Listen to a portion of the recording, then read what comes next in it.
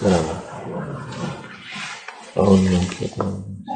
الصلاة والسلام على رسول الله محمد صلى الله عليه وسلم وعلى آله وصحبه ومن والاه وصحبه رسول الله وعلى آله وصحبه وإن شاء الله فاز أحسن في الله طريقة الصحبة والخير في الجمعية.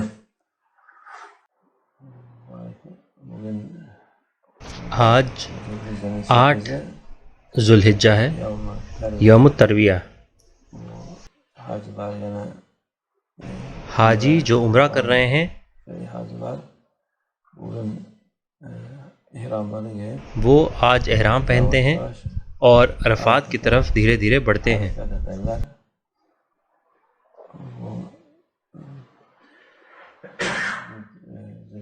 ذوالحجہ کے مبارک دن ختم ہو رہے ہیں، کل یوم عرفات ہے انشاءاللہ، اور اس سے پہلے یہ دن آتا ہے نعمت کے طور پر۔ یہ بہت مبارک دن ہے، سارے ہی ہیں یہ، لیکن آخری کے 2 دن بہت زیادہ فضیلت والے ہیں اور قیمتی ہیں۔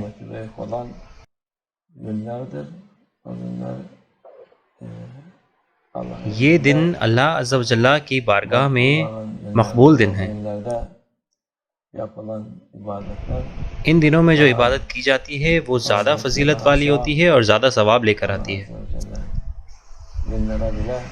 اللہ عز و جل نے دنوں کو بھی قیمت دی ہے اور فضیلت دی ہے، تو اندازہ کریں ان لوگوں کے مرتبے کا جو اس کے محبوب بندے ہیں۔ سب سے پہلے ہمارے رسول اللہ صلی اللہ علیہ وسلم کا، اور شیطان کی چالاکیاں دیکھیے۔ کچھ بیوقوف لوگ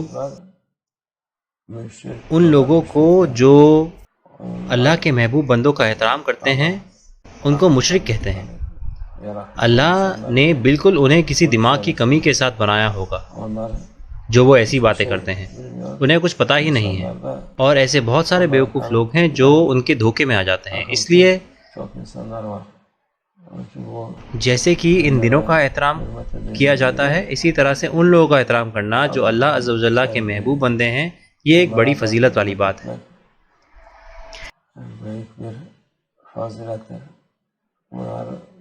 یہ دن سال میں ایک دفعہ آتے ہیں، ہمیں ان سے محبت کرنی ہے، اس لیے ہمیں ان مبارک دنوں کی قدر جاننی چاہیے، عبادت کرنی چاہیے، اور ہر چیز جو ہم کر سکیں جیسے تسبیح اور تحلیل، جیسے کہ یہ رسول اللہ صلی اللہ علیہ وسلم کی حدیث میں کہا گیا ہے، لوگوں کو یہ وقت خالی نہیں بتانا چاہیے۔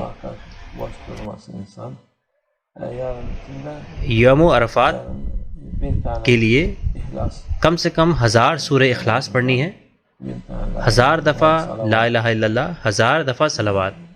جتنا زیادہ لوگ کر سکتے ہیں اتنا زیادہ فائدہ انہیں پہنچے گا۔ اور بہت سارے لوگ اس چیز کو بھول جاتے ہیں، تکبیر کل سے شروع ہوتی ہے۔ فجر کی فرض نماز کے بعد تکبیر کی جانی چاہیے ہر نماز کے بعد، جب تک عید کے آخری دن کی عصر کی نماز تک، یہ واجب ہے، اس کا کوئی قضا نہیں ہے، اس لیے اس پر لوگوں کو دھیان دینا چاہیے۔ بہت سارے لوگ اس کو بھول جاتے ہیں۔ یہ عید اچھی ہو اور مبارک ہو، اللہ اس کو قبول کرے ان لوگوں سے جو حج پر گئے ہیں، اور ان لوگوں کو آگے عطا فرمائے جو حج پر نہیں جا سکے ہیں انشاءاللہ۔